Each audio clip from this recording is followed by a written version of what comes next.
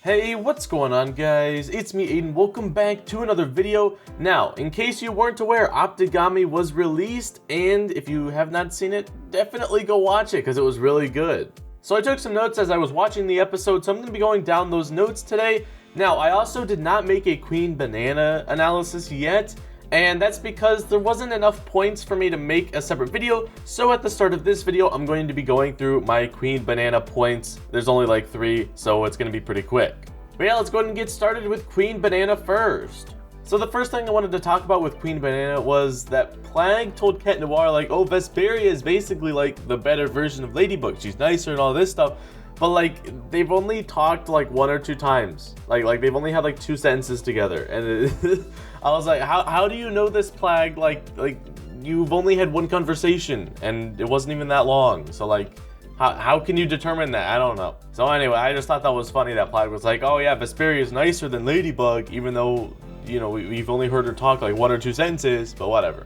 Alright, moving on to the actually important things about Queen Banana. The first thing is that Chloe's father actually stuck up for Zoe. Now this could like potentially mean that Zoe may not have to leave because, you know, in Soul Crusher, she was given like a 3-month time period. But, you know, Chloe's father might actually try to get Chloe or Zoe to stay. So we may not actually be seeing Zoe leave like I thought, maybe from Soul Crusher. So we'll just have to see. And keep in mind, in Optigami, Zoe was there. So I don't know. We'll just have to wait and see. Alright, so the final and the most important thing from Queen Banana is that Zoe got Chloe to wear the magic charm. And we actually got to see a demonstration of that magic charm, which was really good. Because I was wanting to know, like, is this magic charm actually something that works? Or is it like because I was wanting to know, is this magic charm something that actually works? Or is this something like the placebo effect, where it's like people think that it works, so they're able to repel Hawkmoth? So from this episode, we actually got a clear answer on that, and it actually does work, and that's really cool. We saw the Akuma get bounced back, so that was really good. It was really cool to actually see this stuff work, so I hope that we continue to learn more things, more specifically about the suit, but I honestly don't think we're going to learn about the suit and why that's important, but oh well.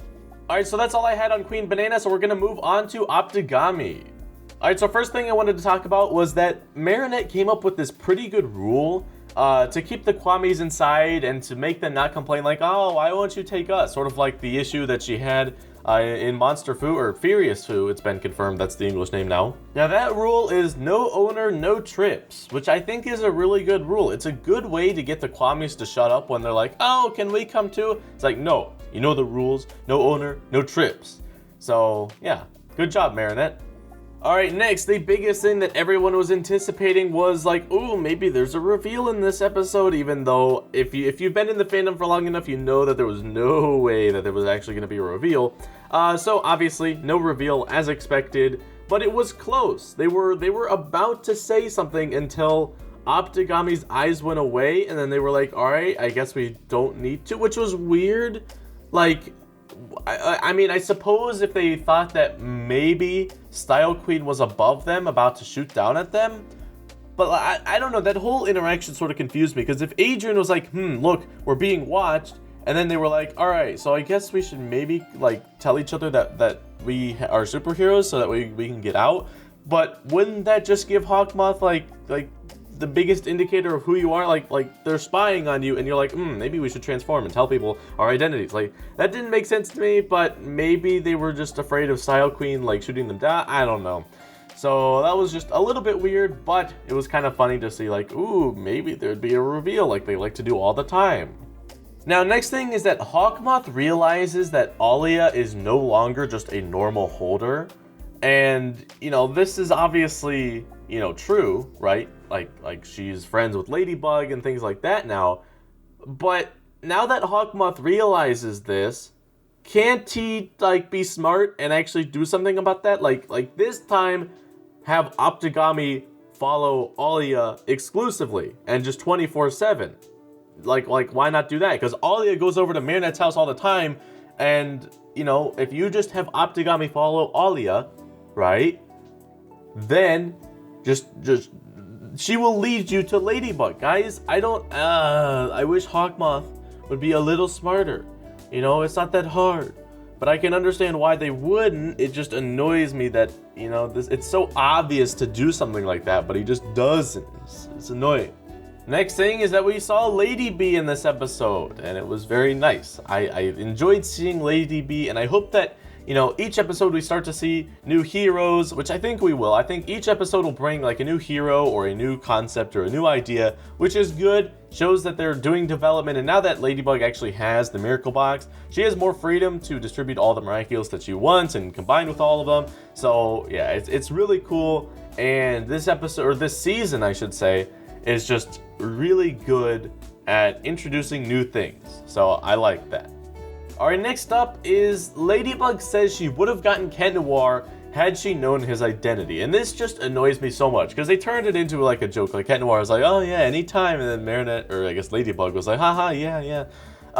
So it just annoys me because like I don't understand how Ladybug can justify not knowing who Cat Noir is because, you know, I mean, sure, they're supposed to be on equal standings as a team, but they are very clearly not. Like, Marinette's a guardian and Cat Noir is not. So, like, why is Cat Noir just allowed to, like, you know, run around and do things, like, without Ladybug? Because, like, what if something goes wrong, right? And Cat Noir goes rogue or something, and you have no idea, you know, who the Miraculous holder is or something like that. It just, there's so much that could go wrong, and you're just trusting that it doesn't go wrong.